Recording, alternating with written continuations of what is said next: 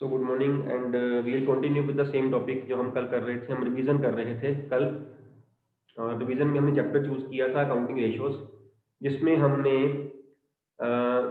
Types of ratios का meaning भी कर लिया था। हमने टाइप्स ऑफ रेशियोज जो थी वो भी हमने मेन डिस्कस कर ली थी। लिक्विडिटी रेशियोज, सोल्वेंसी रेशियोज और टर्नओवर की प्रॉफिटेबिलिटी रेशियोज हमने कर ली थी। उसकी टाइप्स आगे लिक्विडिटी में current ratio, quick ratio discuss कर ली थी।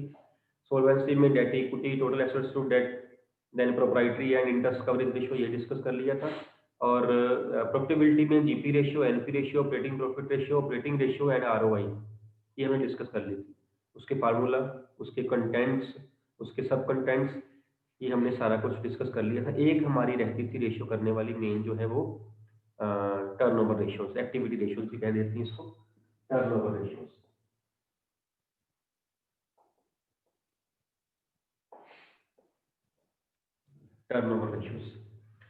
टर्नओवर रेशियोज जो हैं, these are also known as activity ratios, these are also known as efficiency ratios. Efficiency ratios means these ratios show to what an extent the firm is efficient in using its resources. Resources क्या है? Business के पास working capital है, business के पास inventory है, debtors हैं, creditors हैं, है ना। To what an extent the business is efficiently using its all resources. Fine. इसमें हम जब फर्स्ट रेशियो को डिस्कस करते हैं, that is inventory turnover ratio. Can somebody tell me the formula of inventory turnover ratio? Cost of goods sold over average inventory. Over average inventory. Cost of Goods sold over average. cost of CORF Good over revenue from average operations. inventory. it is cost Operations. revenue from operations। Cost of goods sold नहीं कहना है आपने, CORF को कहना है और RF को कहना है। और RF को, CORF को हमारा अपना इंटरनल मैटर है, जैसे हम 11th में पढ़ते होते थे ना, आर्टिकल ऑफ एसोसिएशन, याद है? एक मेमोरेंडम ऑफ एसोसिएशन कंपनीज में था, एक आर्टिकल ऑफ एसोसिएशन। हम कैसे मैनेज करें? आर्टिकल ऑफ एसोसिएशन है, आपने वहां पे CORF को लिख के आना है, ना ही वहां पे हमने RF को लिख के आना है। आपने cost of revenue from operations और रेवेन्यू फ्रॉम ऑपरेशन लिख के आना है, फुल वर्ड आपने लिख के आना है, कोई अपनी शॉर्ट फॉर्म नहीं वहां यूज करनी थी। So the formula is CORF over Average inventory. Average inventory. average inventory, and the answer is expressed in which form? Time. Times. Number of times, yes. And that average inventory, how can we calculate average inventory? Opening inventory plus closing inventory divided by 2. Opening inventory plus Plus closing inventory divided by 2, बिल्कुल ठीक है। और who will tell me the formula of CORF? ये कल वाला ही formula है, हमने कल भी किया था। 1/1 3 4 हमारे पास फार्मूला बन जाते हैं। चौथा जो थर्ड की एक्सटेंशन बनता है ना, ग्रोस प्रॉफिट और ग्रोस लॉस वाला, मेनली हम अगर बात करें तो 3 बन जाएंगे फार्मूला। इसमें सुंदरा एक बताना पहले फार्मूला। एक RFO minus GP. RFO minus GP, इसी में से ही दूसरा फार्मूला जो बन जाएगा, इसी में से RFO plus gross loss. RFO plus gross loss. तो एक फार्मूला ये हो गया, ये इसकी एक्सटेंशन है, इसको मैं अलग से नहीं गिन रहा हूँ। जब कोई पूछेगा आपसे फार्मूला ऑफ CORF तो RFO माइनस GP कहना है, otherwise RFO plus gross loss भी फार्मूला है। बट हम बिजनेस की बात कर रहे हैं तो हम प्रॉफिट्स की बात करेंगे, हम लॉसेस की बात नहीं करेंगे, ठीक है। अगर कोई पूछे कि दूसरा फार्मूला, तो दूसरा आपका वो आ जाएगा opening stock plus Stock plus purchases minus closing stock. इसमें आपने एक मिस्टेक बतानी है मेरे को। मिस्टेक तो खैर नहीं है, इनकम्प्लीट सा लगता है, इनकम्प्लीट लगता है। Net purchases. यस, किसने बताया ये? किसने बताया? मैं देख नहीं पाया। दिव्यांशी, गुड। नेट परचेज किसने बताया था? दिव्यांशी ने बताया था, किसी और ने बताया? Yes sir, yes. Net purchases, purchases नहीं, नेट परचेजेस। रिटर्न्स की गई हो तो माइनस कर देनी है, वो नहीं लेनी है। वो तो हमें पता है कि नहीं लेनी है, बट लिखने में ये नेट परचेज नहीं लिखा था, मैंने परचेज लिखा था, ठीक है। RFO के आगे नेट लगाने की जरूरत नहीं, यहाँ मैं नेट नहीं लगाया, इसमें नहीं नेट लगाएंगे हम। सो ये पहले नेट होता है। Yes, RFO is already net. RFO और नेट RFO एक ही बात होती है। RFO is net sales. अगर वहां कहा गया हो ग्रोस RFO, तब पॉइंट है कि तब वहां पे हमने जो RFO है उसमें से माइनस करनी है अभी रिटर्न, बिकॉज उसने मेंशन नहीं कर दिया it is gross RFO। Otherwise mention ना किया हो RFO is net RFO net sales, और जब आपको RFO दे दिया गया हो उस केस में चाहे आपके पास दैट सेल रिटर्न इनवर्ड्स हो, तब भी आपने वो माइनस नहीं करनी है, क्योंकि ऑलरेडी माइनस की हुई है, वो RFO दी हुई है which means net sales. Am I clear? ठीक है। ये एक थर्ड फार्मूला जो हम कल भी डिस्कस कर रहे थे, कल बताया था मेरे ख्याल से तनवीर ने ये फार्मूला, मैं सिर्फ रिमाइंड करवा रहा हूँ बिकॉज ये फार्मूला बाद में कंफ्यूज कर देते हैं आपको। बताएगा कोई और? बताएगा? कल तनवीर ने बताया था ये बस सेम फार्मूला, कहीं और आया था, ये GP रेशियो में शायद आया था मेरे ख्याल से। आज कौन बताएगा? हैंड रेज करिए। Am I audible? I hope I am Audible.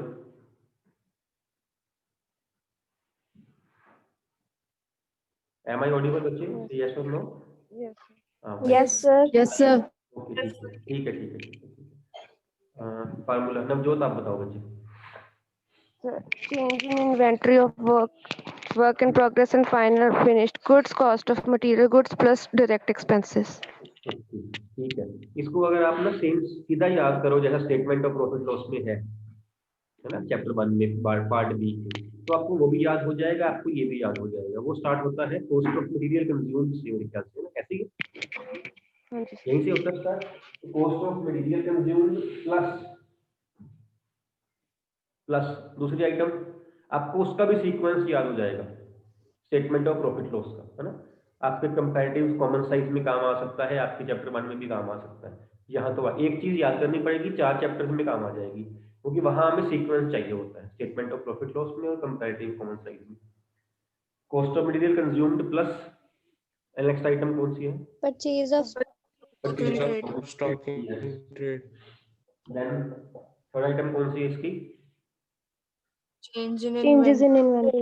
inventories of finished goods. In inventories of Finished stock in goods. Trade, work in progress and finished goods In progress stock in trade. Plus एक और plus direct direct. Direct बिल्कुल ठीक है। Cost of material consumed plus purchase of stock in trade plus changes in the inventories of finished goods, work in progress and that stock in trade Stock. Plus direct expense. Direct. तीसरा formula ये है, ये चौथा formula है, हम ये मान सकते हैं। इसको 1 2 3 4 मत करना, इसको 1 2 3 4 ये करना, क्योंकि ये GP और GL ना आपस में अल्टरनेटिव से हैं एक दूसरे के, है ना। प्रॉफिट होगा तो माइनस कर देंगे, लॉस होगा तो प्लस कर देंगे, ये ऐसा है, ठीक है। इसलिए उसको मत करना कि आप एक फार्मूला ये लिखो दूसरा ये लिख के आ जाओ, वो तो कॉमन सेंस है कि या GP होगा या ग्रॉस लॉस होगा, दोनों में से एक चीज ही हो सकती है। तो फार्मूला 1 2 3, अगला वाइवा वाला पूछे कि और बताओ तो फिर और ये बता देना, बस इसके बाद तो फिर खत्म ही, है ना। इसको फोर्थ मान लेंगे हम, लास्ट रिजोर्ट हमारा जो रहेगा वो ये रहेगा। फाइन, ओके, ये हो गया। एवरेज का हमने कर लिया। इसके साथ इसका एक और सब फार्मूला होता है, वो कौन सा होता है? इस सेक्शन में आपके पास ये inventory turnover, trade receivable turnover और ट्रेड पेएबल टर्नओवर, इन तीनों के एक सब फार्मूला साथ में है। somebody can tell me The number of days calculate. average inventory Calculation Average? period calculate करना. नहीं, पहले फार्मूला है क्या? फार्मूला नहीं, मतलब पॉइंट क्या है, टॉपिक क्या है, उसकी बात So कर रहा हूं। calculation collection. So number of days calculate करने वाला. हम करने वाला तो है, मैं तो नाम पूछ रहा हूँ। हाँ, मैं पूछूं दिव्यांशी के बारे में, मेरे को दिव्यांशी का नाम ना बताए, वो बताए कि वो वहां रहती है, वो यहाँ पढ़ती है, उसका ये क्लास है, उसका, मैं उसका नाम पूछ रहा हूँ भाई, इसीलिए मैं फार्मूले का नाम पूछ रहा हूँ, क्या करने वाला है मैं वो नहीं पूछ रहा हूँ। क्या था उसका नाम? और मैं आपको एक और बात बता दूं, उसके 2 नेम्स हैं। दो नेम्स हैं, That एक नेम उसका आज साइंस वाले सर हमारे साथ हैं, एक उसका नेम साइंस के साथ रिलेटेड है। देखो एक वर्ड ऐसा आता है जो साइंस में यूज किया जाता है, क्योंकि आज साइंस वाले सर आए हैं तो हम उसकी भी थोड़ी सी बात कर ही लेंगे कुलदीप सर के साथ। Average selection period. नहीं बेटे, कलेक्शन की यहाँ क्यों बात कर रहे हो? इन्वेंट्री टर्नओवर रेशियो की बात हो रही है। कलेक्शन की यहाँ, कलेक्शन की बात डेटर्स के साथ हो सकती है, स्टॉक के साथ कैसे हो सकती है? दोनों में से कोई याद कर लो। एवरेज कलेक्शन पीरियड में से एक वर्ड चेंज करना है आपने, कलेक्शन वाला। Average dash period, payment period. अरे पेमेंट फिर स्टॉक के साथ हो जाएगी, वो क्रेडिटर के साथ होगी। चलो साइंस वाले नाम बता दो, कॉमर्स तो हमें आ नहीं रही, साइंस वाले नाम बता दो, कोई बात नहीं।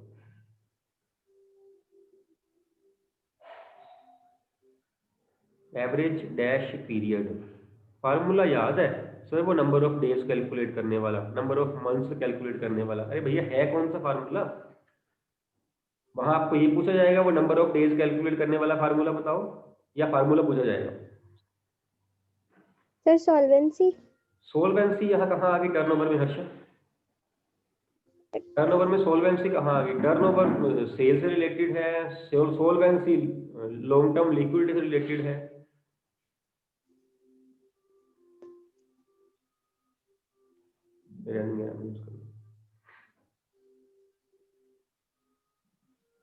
नहीं याद?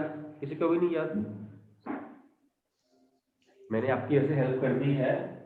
It is average dash period. अच्छा एक मजे की बात बताऊंगा आपको, इसका फार्मूला कई बच्चों को आता होगा। कौन बताएगा? आपको वर्ड नहीं पता, उसका नाम नहीं पता, लेकिन फार्मूला पता है ना? बताओ दिव्यांशी। और भी कई होंगे उसको आता होगा, बिकॉज ये फार्मूला, तीनों फार्मूले मिलते ही हैं आपस में, इसलिए। क्या था ये? सर नंबर ऑफ डेज या months divided by ITR. Yes, number of days in a year और months in a year divided by ITR, and answer आएगा डेज में या मंथ्स में अकॉर्डिंगली। फार्मूला आता है, फार्मूले का नाम नहीं पता है ना? Average dash period. थोड़ी और हेल्प कर दो। Inventory turnover. हाँ जी, average inventory turnover. Average inventory turnover. तुक्के तो अच्छे लगा रहे हो आप, लेकिन बात ही नहीं बन रही। एक ही वर्ड है वो, एवरेज इन्वेंट्री टर्नओवर पीरियड। एक ही वर्ड है, दो वर्ड्स नहीं है। मैं एक हेल्प कर रहा हूँ आपकी, और इट स्टार्ट्स फ्रॉम एच। अब तो आ जाना चाहिए, याद चाहे ना आए तुक्का लग जाना चाहिए था। चलो मैं एक और कर देता हूँ, इट एंड्स विद जी। बताओ क्या? बुक से देख के तो बोल रही।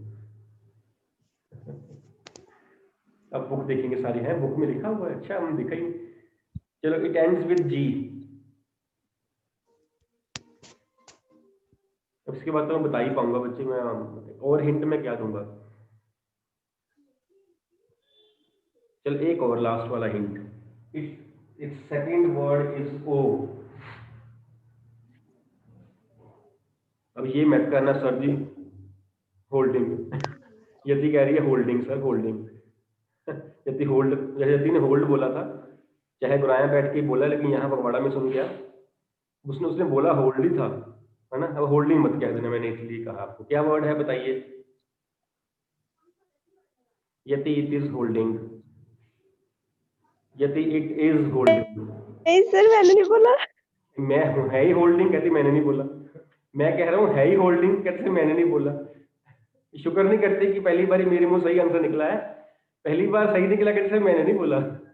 जब गलत लिख निकलता है कहते मैंने ही बोला हुआ। Average holding period. Average holding period means कितनी देर के लिए जो स्टॉक है वो होल्ड हो रहा है बिजनेस में। इसका दूसरा नेम है स्टॉक वेलोसिटी। अब याद आ रहा है तो सिर मार रहे हो वैसे। Stock velocity, average holding period और स्टॉक वेलोसिटी, जो कि इसके ही साथ, इसकी ही हेल्प से, आईटीआर की हेल्प से ही जो कैलकुलेट किया जाएगा। इसमें लंबे पड़ गए आज हम ना। देन सेकंड है trade receivable turnover ratio. Trade receivable turnover ratio, Credit RF. Credit on average trade receivables. Average.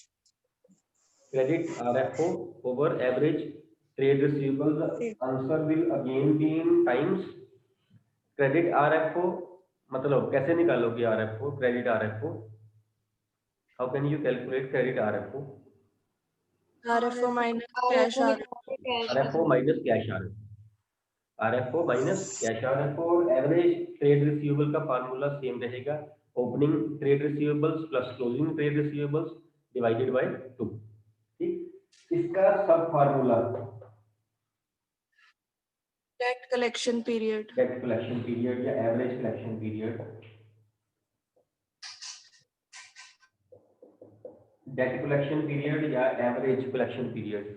Formula will be same, number of months or days in a year divided by that ratio, trade receivable turnover ratio. ठीक.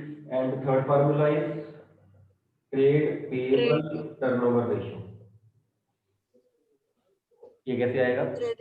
Credit purchases. Purchase over average credit. Upon Average trade payable. average payable या average trade payable. Credit purchases means net credit purchases, है ना. यहाँ पे हम credit RF को use कर रहे हैं, which means net credit sales, because RFO is credit sales only. Credit purchase फिर incomplete लगता है. It is net credit purchase means credit purchase की अगर रिटर्न्स भी हो माइनस कर देनी है, because purchase के लिए ऐसे कोई सब्स्टिट्यूट वर्ड नहीं है. जैसे net sales के लिए RFO था, net purchase के लिए सब्स्टिट्यूट वर्ड नहीं है. We have to use the word net only. Net credit purchases, है ना, कंप्लीट बन जाएगा formula. Over average trade payable. Answer again will be in times. इसका सब फार्मूला है कौन सा होता है? Average payment period. Average payment period. Average payment period. It will be number of months और days in a year divided by trade payable turnover ratio.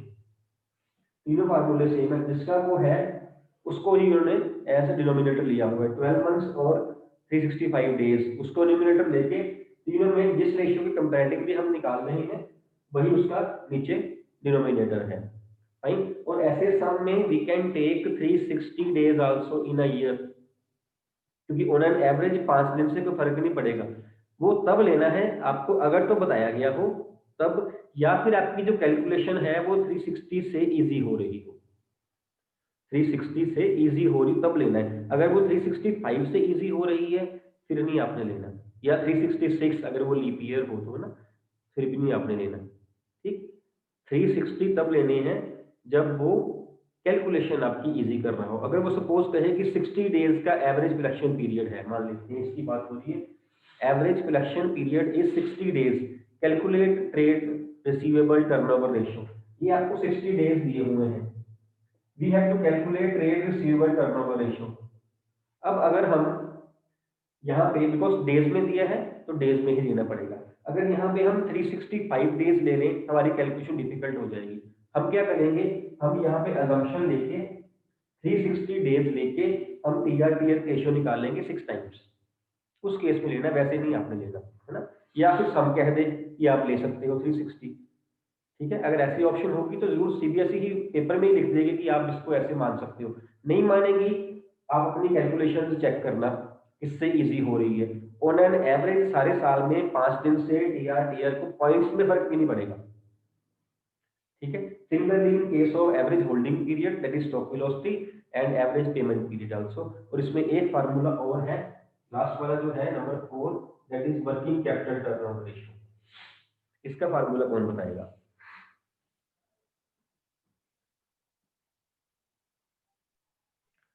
Working capital turnover. RFO RFO on working capital. RFO upon working capital. Working capital का formula वही है जो हमने कल discuss किया था. Sir, RFO. Working capital. RFO upon Current assets minus current liabilities. working capital is current assets minus Working current capital. liabilities and RFO is again RFO net sales. वही है ये. अगर सपोज इसका कोई और फार्मूला भी बन सकता है, यहाँ इसके इस फार्मूले के पास ऑप्शन है कि यहाँ हम किसी जगह किसी एक वर्ड की जगह कोई और वर्ड यूज कर लें, ऐसा हो सकता है क्या इसमें? है ऐसा कुछ कि हमारे पास अगर ये चीज ना हो तो इसकी जगह पे हम दूसरी चीज यूज कर सकते हैं, जो कि किसी और फार्मूला भी हम नहीं यूज करी, हमें वो फाइंड करनी पड़ती थी। Yes, sir. क्या है? CO हाँ, RFO की जगह हम CORF को यूज कर सकते RFO यूज कर सकते हैं, प्रेफरेबली RFO नहीं दी हुई है, कैलकुलेट RFO किसी भी फार्मूले से, CORFO प्लस GP वाले फार्मूले से, CORFO माइनस ग्रॉस लॉस वाले फार्मूले से, या किसी और फार्मूले से, दो फार्मूले मिला के बनता है कई बार, तो वहां से आप कैलकुलेट करिए। बट अगर वहां पे RFO जो है वो है ही नहीं हमारे पास और ना ही कैलकुलेट हो सकती है, अगर कैलकुलेट हो रही हो तो RFO, अगर वो कैलकुलेट भी नहीं हो सकती, दी भी नहीं हुई है, in that case only CORFO, सिर्फ उस केस में, ठीक है, जब RFO हमारे स्कोप से ही बाहर हो जाएगी, सिर्फ उस केस में RFO की जगह हम CORFO यूज कर लेंगे।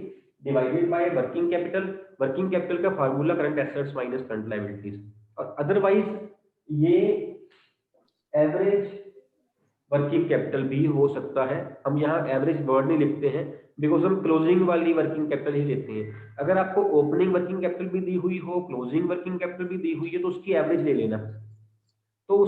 ले लेना, जनरली यहाँ पे एवरेज लेते नहीं है बिकॉज सब में दिया नहीं होता, सब में वर्किंग कैपिटल ही दिया होता है, क्लोजिंग वाली हम ले लेते होते हैं current assets minus current liability.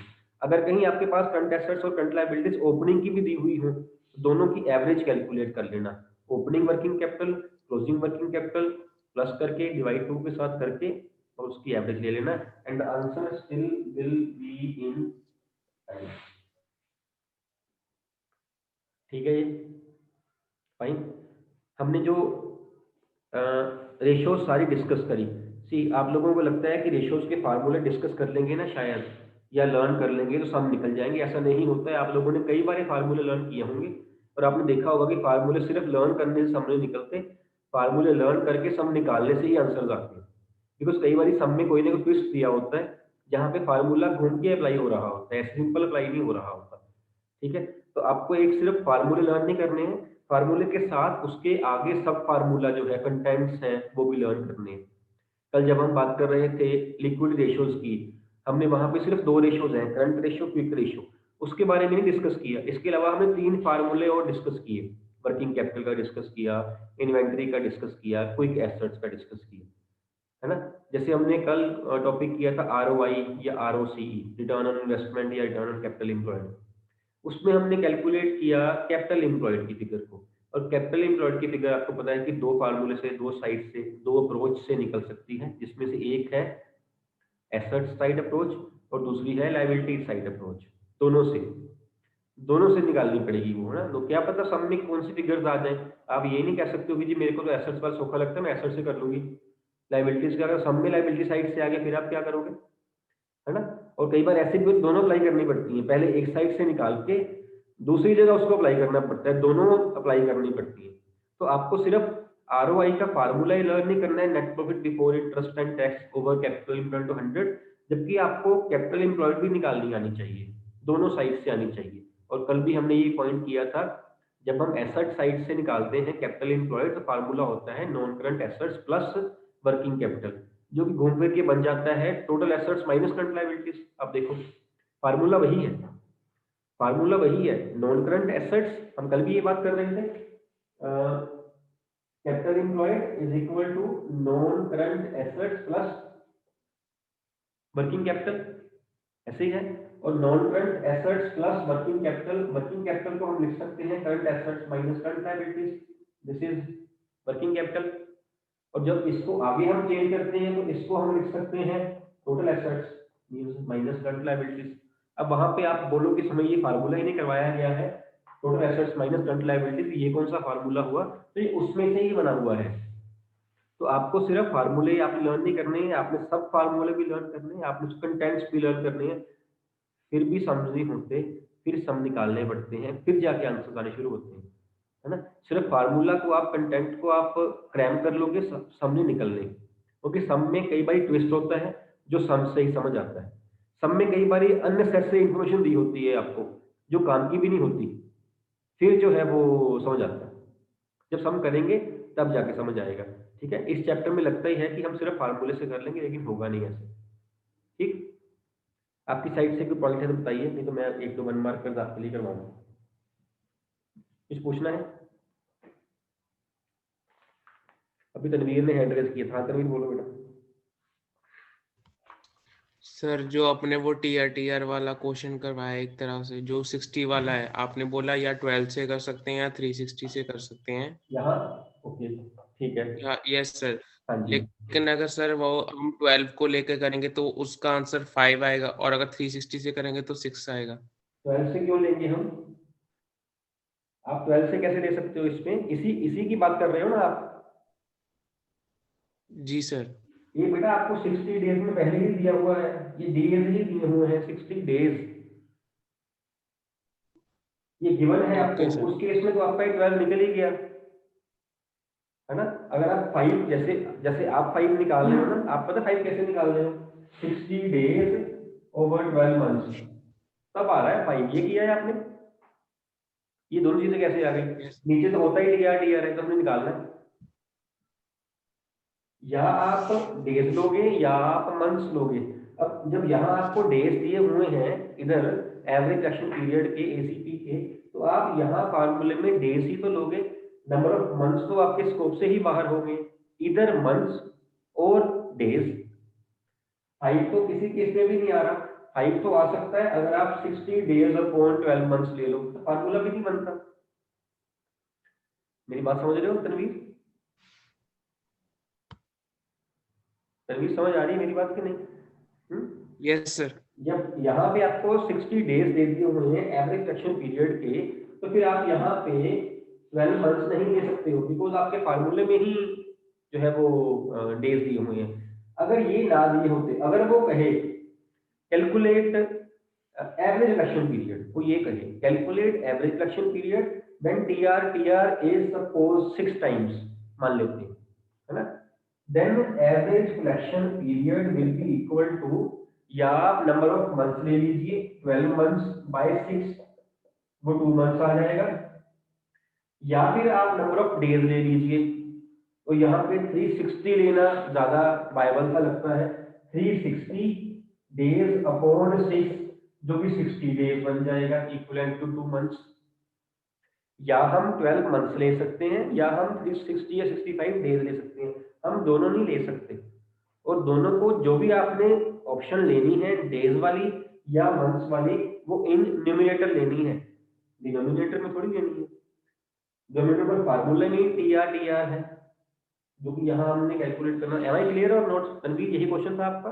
I hope I M clear. Yes sir. चलिए मिस्टेक पता है ना, यस सर। क्योंकि 5 आपने ऐसे ही निकाला होगा, और किस तरीके से 5 नहीं निकलता है ना। एक ही चीज लेनी है, या डेज या फिर ईयर। और अगर एसीपी निकालना हो सपोज, तब आपके पास ऑप्शन है कि आपने क्या लेना है, तब आप निकाल के देख लो, उतना ही आएगा। मंथ्स वाले केस में 2 मंथ्स बन रहा है, डेज वाले केस में 60 डेज बन रहा है, इक्वल टू 1 मंथ, 2 मंथ्स। ठीक है, कल हम इसके सम्स करेंगे, और साथ में कैश फ्लो अगर हो सका तो स्टार्ट भी करेंगे, नहीं तो कैश फ्लो परसों स्टार्ट कर लेंगे। ठीक है, कल आपको वैसे पीरियड है अकाउंट्स का? नहीं, कल सैटरडे है पीरियड अकाउंट्स का कल। टाइम टेबल अभी याद नहीं होगा ना।